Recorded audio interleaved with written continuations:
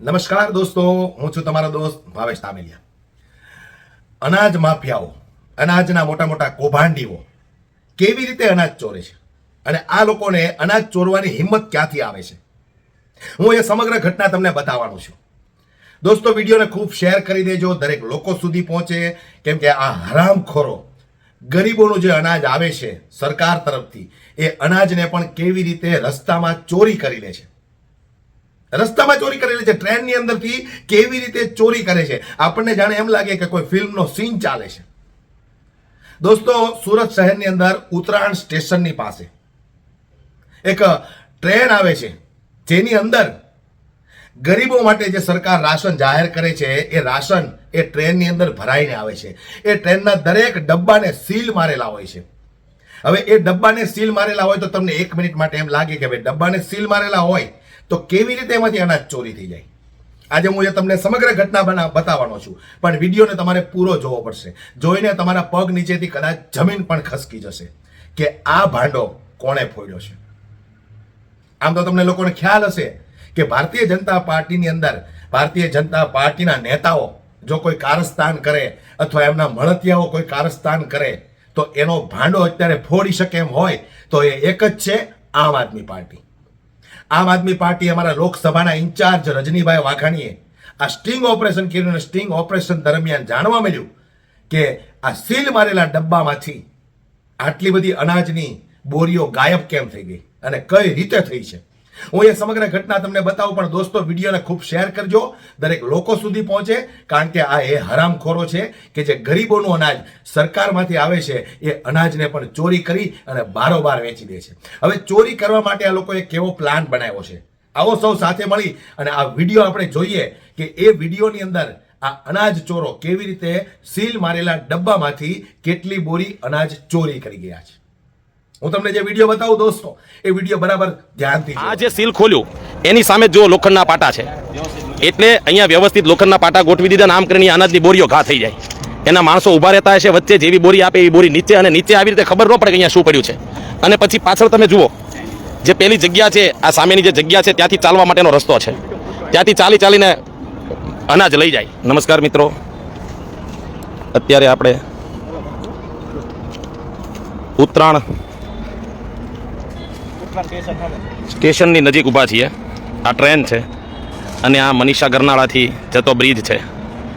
આ સામે Sentosa heights છે, રાધે હાઇટ્સ છે. અહીંયા આ ટ્રેન છે અને ટ્રેનમાંથી અનાજ બારોબાર ચોરી થઈ રહ્યું છે. આ બધા આ બોગી છે જેને સીલ મારેલા છે. આ તમે અહીંયા જોઈ શકો છો, અહીંયા શું લખ્યું છે, ભારતીય ખાદ્ય નિગમ. આ સરકારનું અનાજ છે અને આમાં લખેલું છે વિલાસપુર ભારતીય ખાદ્ય નિગમ. આ સરકારનું સીલ મારેલું છે.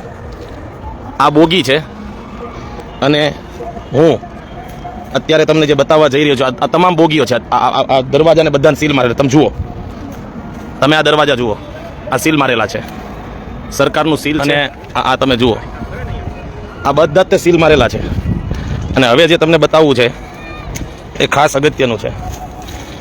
અને અહીંયા તમે જુઓ, આ જુઓ, આ અહીંયાથી આ સીલ તૂટી ગયેલું છે. આ સીલ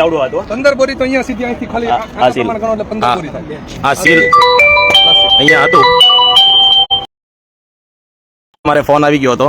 અહીંયા આ સીલ તૂટી ગયું છે. આ માલ ક્યાં નાખ્યો છે એ જરાક આપણે જોઈએ. અહીંયા તમને હું બતાવવા જઈ રહ્યો છું.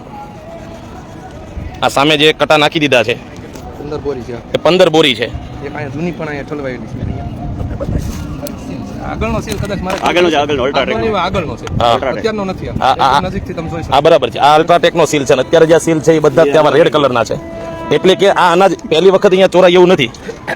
અને આ એમાં સીલ છે, અહીંયા રજનીભાઈ તો અહીંયા તો સીલ જ નથી. સીલ મારા પણ બિંદાસ ખુલી જાય એવા સીલ છે. આ રીતે છે, બરાબર છે. આ વાળાથી સીલ છે.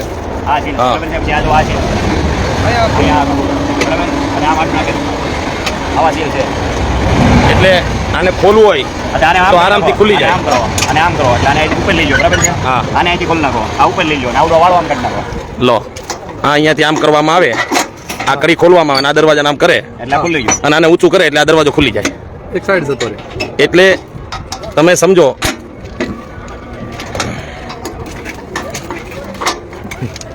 આ જે સીલ મારેલા છે આ સીલ યા તો ડિપાર્ટમેન્ટે જાણી જોઈને આ તમે જુઓ આમાંથી આ કટારની અંદર જે ચોખા છે ટેમ્પરેચરમાં ઢોળાઈ ગયો. અમે લોકો વિડીયો ઉતાર્યો ને એમાં. આ ચોખા છે. આ ચોખા ગરીબોના. ગરીબોના જે રાશન એમને જે મળવા પાત્ર છે એ રાશન સરકારના અમુક મિલીભગતોના કારણે આ સીલ છે. આ નવી સિસ્ટમમાં સાહેબ સીલ આવેલા છે. નવી સિસ્ટમમાં પૂતળીથી આવે. આ જુઓ આમાં તારીખ લખેલી છે 27/12/25 લખેલી છે. લોડ જ્યારે થઈ હોય ત્યારની તારીખ લખેલી છે. એટલે કે આજથી અહીંયા સીલ મારેલું. આ 12 દિવસ પહેલા 14 દિવસ પહેલા આ માલ નીકળેલો છે અને આ સીલ છે. સમજવાનું એ છે કે અહીંયા જેમણે આ સીલ ખોલીને આ કટા નીચે નાખી દીધા છે તમે જુઓ આ હું તમને બતાવું છું ત્યારે અહીંયા મારા અહીંયા જુઓ આ ચોખા છે અને આ બધી જગ્યાએ આ ચોખા વેરાયેલા છે આ પાટાની અંદર. અત્યારે આ કેપીભાઈ આપને બતાવી રહ્યા છે. કેપીભાઈ આ કટો છે જુઓ આ કટો તૂટી ગયો છે જુઓ એની અંદરથી જુઓ આ ચોખા છે આ જુઓ એક કટાના ચોખા ઓલા પણ પડ્યા. આ અત્યારના છે. આ એની પહેલાના અહીંયા ઓલરેડી નીચે આમાંથી આ જૂનો કટો છે. આ જે જૂના પહેલા લીધેલા છે આની આગળના. આની આગળ જે ચોરી કર્યું હોય એ છે. એટલે સરકારમાંથી અનાજ પૂરતું મળી રહે છે. સરકારમાંથી જેટલું અનાજ આપવામાં આવે છે એ સરકારના ચોપડે ઉધારાઈ જાય છે પણ ગરીબોના પેટ સુધી પહોંચતું નથી. અને નથી પહોંચતું એની પાછળ ભાજપના અમુક ભ્રષ્ટ અધિકારીઓ છે અને ભાજપના દલાલો છે. તમે વિચાર કરો જે હું તમને ટ્રેન બતાવું છું આ આખી ગાડી ભરાઈને અત્યારે રાશન આવ્યું છે. આ આખી મોટી ટ્રેન ભરાઈને આ માલ સામાન અહીંયા આવ્યો છે. અત્યારે સુરતના ઉત્તરાયણ રેલવે સ્ટેશન છે એ જગ્યાએ ગાડી ઊભી છે. આમ આદમી પાર્ટીના અહીંયા સૌ જાગૃત વ્યક્તિઓ અમારા કેપીભાઈ અશ્વિનભાઈ બલ્લર ને સૌ સ્થાનિક લોકો અહીંયા છે. એમણે ફરિયાદ કરી એટલે અહીંયા પોલીસના મિત્ર આવ્યા છે, પોલીસ અધિકારી આવ્યા છે. વચ્ચે વચ્ચે ફોન આવે છે એટલા માટે થોડુંક ડિસ્ટર્બ થાય છે.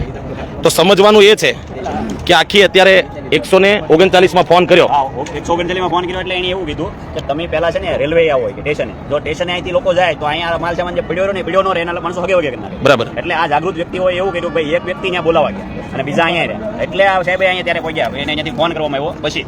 બાકી ત્યાં સુધી નગર રેલવેમાં આપણે ઇન્ક્વાયરી નંબર શું કરવા આપ્યો હોય સાહેબ તમારી પાસે કેવી રીતે માહિતી આવી? आपके पास में कैसे इन्फॉर्मेशन है जरा बताओ. मेरे को मास्टर ने फोन किया. अच्छा. मास्टर ने हाँ फोन किया स्टेशन मास्टर ने. हाँ मेरी नौकरी ताप्ती के आगे जो ब्रिज है ना हाँ वहाँ थी. हाँ. वहाँ से भगते फिर मैं यहाँ पे आया. अच्छा स्टेशन मास्टर ने आपको बताया. तो अभी आगे की क्या कार्यवाही है? अरे ना हम लोग आ रहे कौन आ रहे हैं? लोग समाज से आ रहे हैं हम लोग. અચ્છા તો અત્યારે હવે એવું કહેવા માંગે છે કોસંબાથી પોલીસ આવે છે. મિત્રો હું એટલા માટે આપને આ વાત કરી રહ્યો તમે સમજો કે રાશનની જે ગાડી આવે સરકારી અનાજ લઈને જે આવે એ સરકારી અનાજ પહેલાં તો સરકારમાંથી નીકળે અને સુરતના ગોડાઉને પહોંચે એની પહેલાં આવી રીતે રાશન માફિયાઓ બારોબાર અનાજને લઈ જાય છે. આ ઉતારવા માટેનું સ્પેશિયલ પ્લેટફોર્મ બનાવ્યું છે તમે માલ ઉતારવા. તમે સમજો આ જુઓ બાકી ક્યાંય નથી. આ અહીંયા એક જ જગ્યા હું તમને થોડું દૂરથી બતાવું એટલે વધારે ખ્યાલ આવે. એટલે કે આ પહેલી વખત નથી, આવું અગાઉ ઘણી બધી વખત થયું હશે. ઘણી બધી વખત અનાજની ચોરી થઈ હશે. અહીંયા જૂના ચોખા અને જૂના ચોખા એ તો અહીંયા આ લાયુમાં તો હું કેટલું બતાવીશ. અહીંયા જૂના ચોખા જે નીચે પડેલા છે એ લાયુની અંદર તો દેખાય નહીં. બાકી મૂળ આખી વાતનો કહેવાનો મતલબ એટલો છે કે જ્યાં અનાજ સગે વગે થાય છે આની પાછળ સરકારના બહુ મોટા ગજાના નેતાઓના હાથ છે. રજનીભાઈ સૌથી મોટો પ્રશ્ન એક મને એ થાય છે કે આ સમરબંધીઓને છોડવામાં તો ઠીક છે આવશે કે નહીં આવે. અત્યાર સુધીની હરેક વખતે હર્ષભાઈ સંઘવી એવું કહે છે કે કોઈ સમરબંધીને છોડવામાં નહીં આવે તો આનું શું થશે? આને છોડશે કે મૂકી દેશે કે શું કરશે, સાવરશે? એના માટેનું જરાક નિવેદન આપે ખાલી વિડીયોના માધ્યમથી આપે ને તો પણ બહુ મોટી વાત છે. એટલે ગરીબોનું અનાજ છે, ગરીબોનું ચોરાય છે તો આ લોકોને બધાને ખબર હોય તો જ આવી રીતે ધોળા દિવસે અમારા આમ આદમી પાર્ટીના કાર્યકર્તા મિત્રોએ જાણ કરી એટલે અમે રજનીભાઈને જાણ કરી બધા અમારી ટીમ અહીં આવી ગઈ તાત્કાલિક અને અમે ફરિયાદ કરીને બોલાવ્યા.